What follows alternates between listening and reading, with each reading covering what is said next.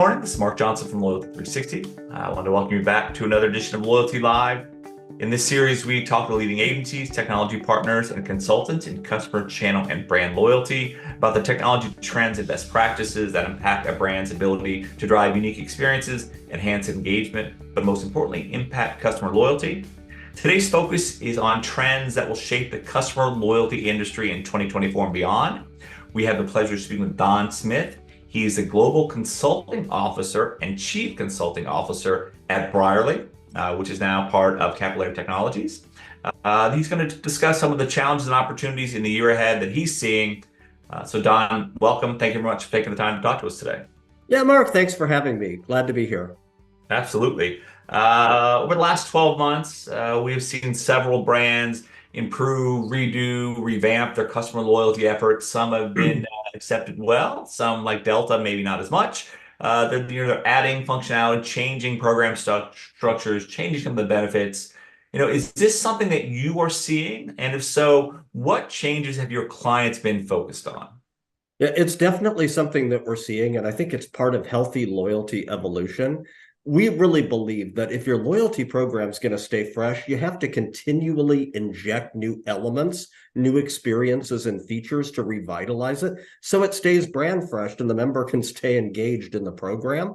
But it goes in lots of different directions, right? And so in our consulting practice, one of the things we spend a lot of time on in current redesigns for some brands is really focusing on the most desired behaviors that the brand needs to happen. What are the highest margin or the highest growth or stickiest categories? And can you find ways to recalibrate the program formally or informally to drive those desired behaviors and really guard against dilution? And so we spend a lot of time on that, changing up some of the program structures. And I think we spend a lot of time helping our clients think about gamification. But remember, and I think gamification sometimes gets a bad name because people think, oh, that's spin to win, that's playing a game. Well, that can be one element of it, but really done correctly, gamification is all about let's put a challenge out there and try to drive people to stretch their behavior, move to their next best action, and appeal to their sense of accomplishment and competition, but also let the consumer believe that she or he is gaming the system. Look at me, I'm getting hooked up, man. I'm double dipping. And I think done correctly, that's kind of a win-win. And so we're working on that, and we're continuously auditioning different AR solutions, where they make sense. I happen to love some of them, especially for cosmetics and fashion, where, my gosh, you've got a virtual mirror and you can see what something looks like on you. I can take my dimensions and find out what size clothes before I go shopping or look at online. And I think new technologies being auditioned as well. I'm still big and leaning into biometric solutions, whether that's facial recognition, optical, or other. I think they are the future of how customers will securely do business, and loyalty programs would do well to innovate and adopt those. And finally, zero-party data. Every program we work on, we emphasize get profile data from customers and honor that social contract to use that data in a meaningful way. And if you do it, you've got something special. Excellent. And when you look at these enhancements, you think that are top of mind or should be top of mind for brands. A big challenge with next gen customer loyalty or customer loyalty going forward is kind of defining it and measuring success. So when you add iterative technologies into the stack, or you add gamification or zero-party data, opportunities. How should brands look at measuring the kind of the ROI on the program? How does that change the ROI on the program? And how are you helping brands with that opportunity? Yeah, we spend a lot of time. It's a big onus. We get a lot of folks who have existing programs coming to us going, help me figure out what's working and what's not. Tell me the ROI, but more importantly, tell me if I'm moving the needle on desired behaviors. And so our first rule of thumb, before you even worry about an ROI model or try to go deep, is focus on the theory of action that underlies the program changes that you made. In other words, if you made structural changes or enhancements to the program, it was probably to drive certain desired behaviors. And so go in very quickly and start making comparisons pre and post. If you introduce new features, are customers using them? What's the take rate? What's happening for those customers who are using them? Do they try it once and drop it, or does it contribute to stickiness? And should we be propagating those features and adopting more? And so often that's the low-hanging fruit of go in and look at what you tried to do with the changes and see if they happened. And then you can go into some of these other things. And while you're doing it, the number one reason to make changes to a program really should be to recalibrate in a way that enhances the member experience. You may be trying to fix the profitability, and that's valid. But if you're not doing it in a way that creates a more impactful and engaging solution for the member, it's probably not going to work. So one of the first things we recommend doing is measure your rational and your emotional loyalty, right? Look at whether or not customers trust the product, the brand, and what they're saying, and their NPS fine, that's rational. But go deep on emotional. If you've changed up your program, you want to ask those questions about how much customers love your program. We use our measure, the BLQ, the Brierley Loyalty Quotient, and we think it's pretty effective.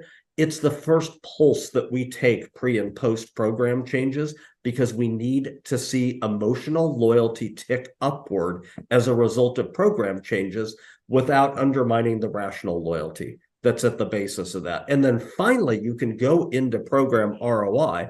It does take some time, Mark, to get a clean measurement on ROI change. And there's a time serial component to it, like it or not.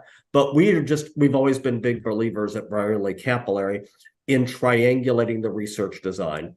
We want to do cohort analyses, preferably with member and non-member data where possible, nearest neighbor algorithms, but match it up with some econometric approaches that really do the best of modeling to track those changes and treat it like an interrupted time series from pre and post program change to really measure that effect. And don't expect it to happen overnight. You have to have a patience and a methodology to consistently measuring and tracking ROI and stick with it. And I think all of those things are critical components. Okay. When you look at measuring efficacy, you talked about measuring irrational and rational loyalty, doing pre and post with regard to program changes, and then how it can be challenging to get a true ROI on the program. We hear that pretty consistently from our brand membership. When you look at measuring the efficacy of customer loyalty programs, what do you believe are the top 3 or 4 metrics brands should focus on? Well, and I think, you know what, I would, there's the, and we think about, I think there's the customer or member centric component, and then there's the things that are indirect indicators of that and how well it's working. Our number one answer is start with emotional loyalty. If you work with our consulting group, the first thing that we will do when we're looking at your program is ask to do the BLQ. Look and measure your rational and emotional loyalty. And you absolutely have to go in and diagnose that and find out where you're over and under indexing relative to your competitive set. And I think this is, so my number one answer is look at emotional loyalty, but contextualize it with the competitive set with which your current customers are splitting. And they're almost always splitting, and understand that and what you've got, because you should be trending upward and using your loyalty assets to shore up your program. But then I think there are other pieces as well. We have a battery of proprietary. My second number one metric is what's called the Balor. It's the becoming active to lapsing out ratio. I won't go into all the statistical nerd porn that I'm inclined to do there. But the idea is every brand really ought to be, when they're thinking about cost of acquisition, they ought to be looking at the health of their funnel and going, who's coming in and joining versus who's dripping out and attriting. And am I hiring and sourcing more profitable members that I'm losing due to attrition? And then the third component of that is with my retained base. Everyone says retention is an essential metric.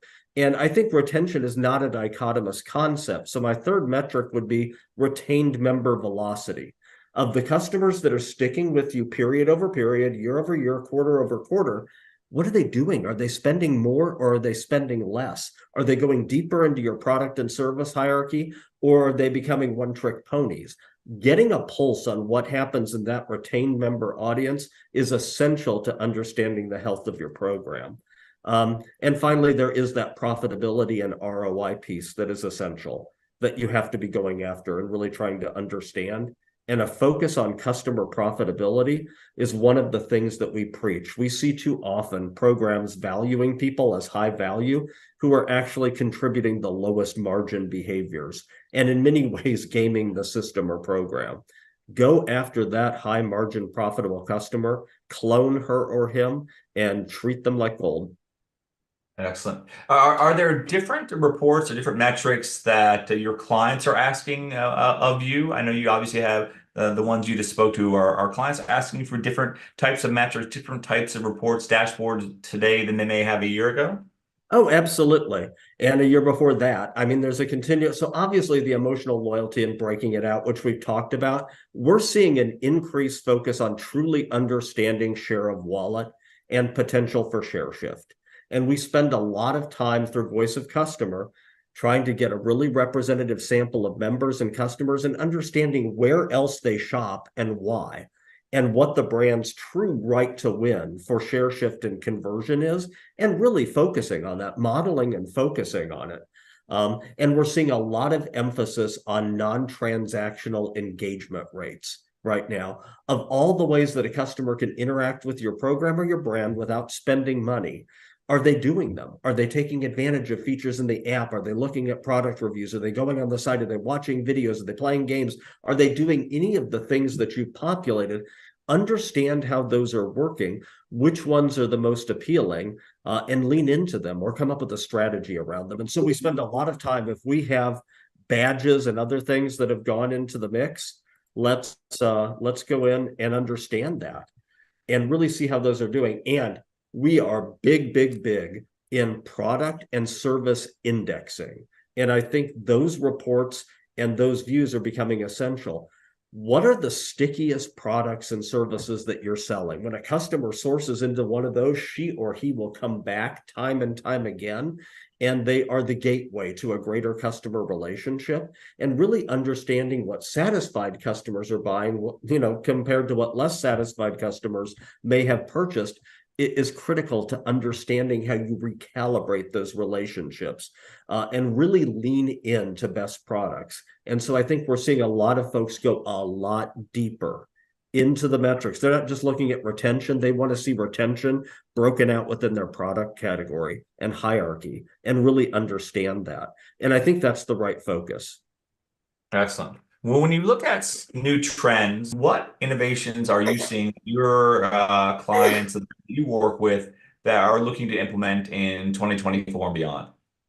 Yeah, I think lots of them. And stop me if the list goes on too long, but I think, certainly experiential rewards and experiences in general, but under this larger vector of reward choice is becoming big. Consumers want to be in control of their own destiny, certainly in terms of how they earn, but more importantly, in how they burn and how they redeem and how they get rewarded as well. And giving a customer a choice is big. And you're seeing more and more of this work its way into program constellations. And I think an outshoot of that is I would answer digital wallet propagation, right? You're seeing more and more. I love as a member, even when I'm in an airline program and I've already hit my status for the year, I love that they're depositing new things into my wallet that I can consume at different milestones. And I'm like, I have a choice. I can use this for some upgrades, or I can use this for some partner benefits. And it's kind of delightful and engaging. And it makes you feel good. The more of that we do and the more single use things that get pumped into wallets, I think the more fun. But if you talk about trends, I know everyone's going to say it, but we say it because it's true. Generative AI is critical. And for us, it's really about generative loyalty as well, taking that AI and consuming it and making programs better. If you do not have a clear path for incorporating artificial intelligence into your loyalty program, you're going to be left behind.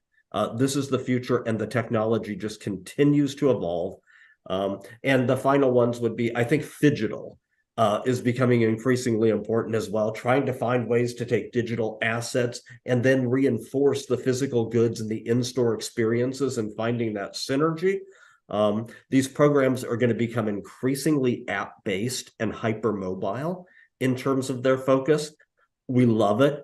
And finally, I'm predicting it. Coalition loyalty is on the rise. It's happening overseas. It's happening across the world. We're spending a lot of our time working on program coalitions right now. And that's because I think that brands are approaching it in a much more consumer-centric and friendly way that makes it, it's very win-win. The rising tide of loyalty across brands lifts all boats. And we're going to find more and more suppliers and CPG brands who want in and are willing to sponsor and fund those programs because they want the data insights and the customer relationships and the targeting that come from that. And I think it's going to be a whole new world for those types of authentic partnerships enabled by coalitions. Absolutely. I agree with that wholeheartedly. When you look at opportunities for brands to stand out, make their programs diverse, we know the brands are looking to redo their program, add functional enhancements to address this quote unquote sameness, which comes with a lot of loyalty programs. Many people who run programs think their program is not differentiated. So, when you look at sea of sameness, is this something you see? And what advice would you give to brands looking to elevate and differentiate their customer loyalty and reward strategies? Yeah, we talk a lot about the sea of sameness. And I think, but when we start with the design and we go in early, we'll typically look at a brand and we have a method for actually looking at their program structure as well as their consumer experience. And we score it all on a spatial map of how rich is the value proposition versus how many experiential, fun, and engaging elements are in that. And a lot of times you will see, no surprise, that in a particular vertical, there's one leader and then ding, ding, ding, ding, ding, you see all the copycat programs that have moved around it. And brands are going, look, you raised yours, so I had to raise mine. But there's not a lot of differentiated elements, right? And so I think what truly sets a program apart, and I think it's okay to have a similar program structure to your competitors. In fact, you should probably never have the richest one. You should have the most differentiated member experiences. And so what's really important is loyalty programs set up data assets and they enable relationships with members and consumers. And the true mark of a good loyalty program is consuming those data assets and doing special things, talking to the customer, giving her a chance to try something new, mapping in new benefits and perks that are really tailored to her or his proclivities and what they want and their need state. And brands that do that, you can have a similar looking program structure, but a completely different member experience that's constantly pulsing new opportunities. And that's really what brands need to do. Let's make better experiences, because if you do that, you will have better outcomes for your business, And the Absolutely. advice that, it's and our advice is typically let's listen to customers and let's see what they want. And so when brands come in and they say we want to enhance our program, we want to spice it up, we typically generate a list of things. They all have to have a business purpose, and there has to be a theory of action behind doing them. Never adopt something just because it's a trend. That's terrible rationale. I mean, it's the classic case right now of the NFT. Can it work for a few brands like Starbucks and Lufthansa? Yeah, I think it's like, a conversation piece and a mediality. But at the end of the day, if brands were really rushing in and going, I've got to have NFTs, good luck with that, right? You ought to have a business case that's tied to a financial model. And if I can adopt this, I will cause this behavior, which will result in this outcome. And then you need to take those things in that theory of action, test them through voice of customer research and make sure they would resonate with your members and your customers. And then you ultimately start going out and listening and going, what's the low-hanging fruit?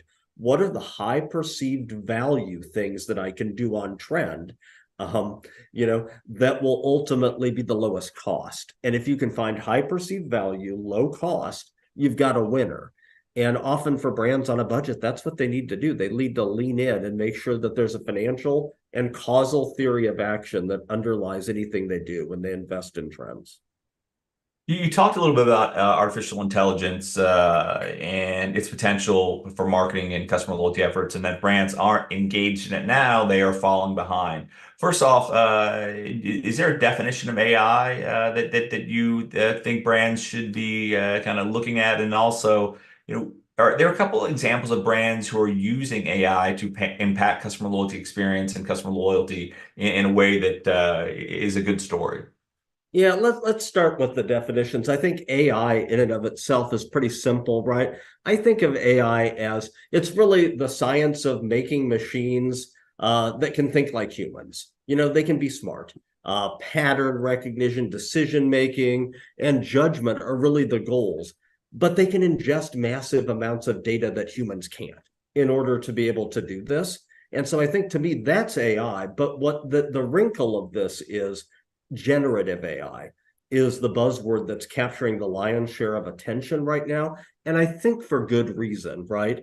And generative AI is using AI to create, I guess, text or images, content, whatever media, but it's using generative models. And generative models, I'm a statistician by training in a former life, and I love that they've blown up. Generative models are just algorithms. And they learn the structure and the pattern of what we would call input or training data, right? The way we used to manually build predictive models. But the great part is that they do this, they get a result, and then you put the campaigns or you put the models of the program in market.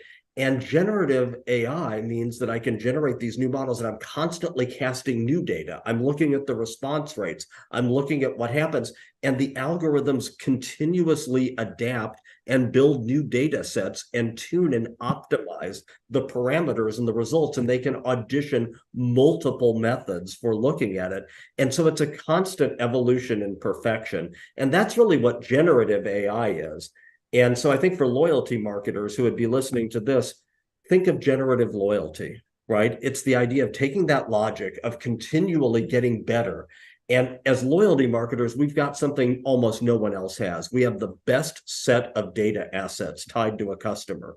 We have first-party data that customers are increasingly sharing about what they love. We have first-party data from transactions, zero-party data from profile attributes.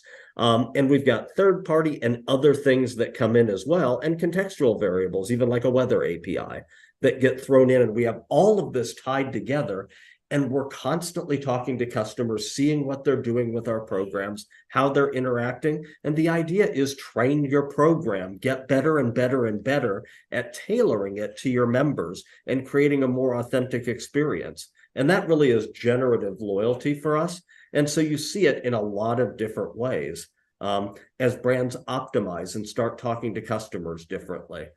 So we love lots of those solutions. And I won't mention any specific clients because I'm not supposed to, but I think our framework that we built out is very specific about serving up, hey, guess what, Carly, or guess what, Mark, we've served up, you've got this many points or this many rewards sitting with you, and here's some options that have been tailored just to you. And it's ways to stretch your reward or do something more special with it. And it's an opportunity for you to take the existing, what used to be boring, static, earn and burn attribute, and now you have a chance to make it work harder for you by trying something new. And it gives you a chance to feel like you're winning in gaming, and it helps the brand drive desired behaviors by moving you into another product category. I mean, we love those kinds of continual enhancements and evolutions. They're sexy and they're fun. The consumer wins, the member wins, the brand wins. When you look at kind of opportunities for brands, there's the whole right brain, left brain on the creative side and analytics and strategy potentially on the other. How can brands integrate them more effectively into their programs? And you're looking at data science with strategy and execution, with content and creative. And what's the opportunity to take that from a kind of a full picture to help brands, execute better customer loyalty opportunities? Yeah, I mean, I think all of those things go together. And here's the thing about AI. I think there's a fear out there that it will become this behemoth big brother that runs on its own and will have Skynet taking over the world, right? And I don't think that'll ever be the case because everything needs to start with theory and strategy when it comes to AI. And your AI focus needs to be driven by what you're trying to do for your brand and understanding, here's what I need to do to grow a customer, make her or him more profitable, get them more involved in my services, right? And create true lifetime loyalty. And everything I invest in that mix will be amortized over an extended customer lifetime value. And sitting down theoretically and strategically and saying, what are the desired behaviors? What are the outcomes that will lead to as we go forward? That's really probably one of the most important things that we work on when we do this. And I think laying that theory of action out is just absolutely essential. Well, when you look at some of the opportunities in the field of customer loyalty, strategy, technology, organizational buy-in, what are one or two that you think that the brands are maybe most likely to commit or are committing, and how can they address them? What are some quick wins for brands that want to improve the efficacy of their programs? Well, I think listen to your customers and take a recalibration. Understand quickly what do customers like about your brand and your program, and what are your opportunities. And so I like to go in again, it's that high perceived value, low cost. What's the low hanging fruit? Let's go in and find it and start testing and learning quickly into the laboratory of democracy. I always try to counsel clients, don't try to boil the ocean with loyalty. Don't assume that you can do everything overnight. Focus on some things that will have a clear impact on your business. Lean into them and start optimizing them. Get them into market, see how they work, fix them, recalibrate them, get better, and then you can roll out from there. And often these are simple adoptions or new experiences that get moved in. And we see all brands leading into personalization and hyper personalization without question. Consume the data. And I think the challenge right now for brands, everyone wants to hyper personalize. Brands are making great strides in terms of doing that, but nevertheless, there is what's at odds is a lot of brands are still addicted to spray and pray marketing, where they're sending out multiple emails every day, and it's really cluttering. The calculus of the consumer who's like, I can't consume all of this. It's being lost in the shuffle. And so I think a little bit of restraint and discipline will enable what brands really want to do, which is hyper personalize. And done correctly, that hyper personalization is enabling clienteling. And what I mean by clienteling is that's the in-person connection with the store associate, the customer service representative that you're talking to. And it's taking that AI and that hyper personalization and knowing what the next best action is for you, or what you love and what you don't love, problems that you've had, and serving all of that up and empowering an associate at the point of human interaction. That's really the sweet spot and the special spot. And that's what we're preaching. And that's where I think more brands are embracing as they want to get phygital. We want to be driving people back into stores and experiences as well. And we need to empower the people who are the true face-to-face brand representatives. So I don't know if that answered your question completely, but that's kind of like. No, I definitely think it does. And one quick question I have is kind of a follow-up. One of the things that we hear from our brand community is that with the realization that the economy or people may be changing, right? How the buying patterns may be changing, keeping them involved without always pushing a sale can be somewhat of a challenge potentially, right? In understanding that if kind of that share of wallet gets to be an integral question as well. So people have kind of moved away from a certain product. And the example was shoes, right? I mean, I used to be a tennis shoe addict. I have 100 of them. I haven't bought tennis shoes now in 3 years, but I still get offers on tennis shoes because I don't feel the need for those anymore, right? Because I have stuff that literally I can wear them until I die and they'll still be new. So it's beyond utility at this point. How can brands do that? Because there's a big push on sustainability, right? There's a big push on corporate social responsibility, but obviously you need to optimize sales to keep the lights on. It gets back to that challenge of listening that you put forth as well, right? A brand can still have an opportunity. The customer wants to engage with the brand, but if you keep pushing shoes on someone or they don't want shoes anymore, it may kind of turn them off. So, how do brands navigate that situation? Well, and it's part of the perennial challenge is really around relevance. And so one of the first things, there has to be a buy-in philosophically to creating a good customer or member experience, right? And so one of the things we preach is it can't always be about the next sale. If a Yep. customer comes in and shops with you and makes a big purchase, we ought to be empathetic and understand that was probably a big deal for that customer. They may have made a decision to do something with you. The next communication should not be, hey, and here's a coupon for 10% off, come back again. And they might feel like, wow, I just came in. And so I think the curation of content. So let's take the example of someone who came in and wardrobed with you, and they just bought a lot of new clothes for work and going back to the office. It was a big purchase. Don't send them a coupon for accessories and try to sell them the next thing. The authentic dialogue ought to be, hey, here's how other customers who bought this dress or this sweater are rocking it. And here's ways to style with that. And if you do that in a way that's engaging and empowering, it starts to build that relationship like, oh, cool, here's 3 different ways I could wear that belt and have it look differently and mix and match. I think those are the things that kind of go into the mix. And Excellent. and you still have to have opportunities for offers and figuring out when a customer's in the market, but it shouldn't just be constantly pounding the customer to purchase from you again and again and again. And that's the challenge. And AI can help us identify need state and what's transitioning. And you got to be listening to customers and understanding, because products that were once highly habituated and working their way through the constellation may not be so as much later on, and you may have to adapt. But if you're finding fun ways to engage and seed trial and give someone early access and make them aware, that's the magic sauce, right?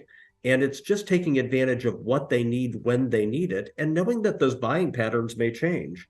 And you know what? If you're doing AI right, along with smart marketing, those things should be synergistic in identifying those patterns and recalibrating. But you cannot just set course on one channel and assume I'm going to hammer home the discount. It's a path to dilution, and it often feels tone deaf. Absolutely. Well, Don, thank you very much for taking the time to talk to us today. It was great getting your perspective on trends for 2024 and beyond. It's always quite informative and a very passionate discussion as well. So thank you again for sharing your wisdom with our audience. Very much appreciated. Yeah, thank you, Mark. I appreciate it, and happy holidays. Absolutely. Thank you, everyone, for listening. Make sure you join us again for another edition of Loyalty Live. And until then, have a wonderful holiday season, and look forward to seeing everyone in 2024.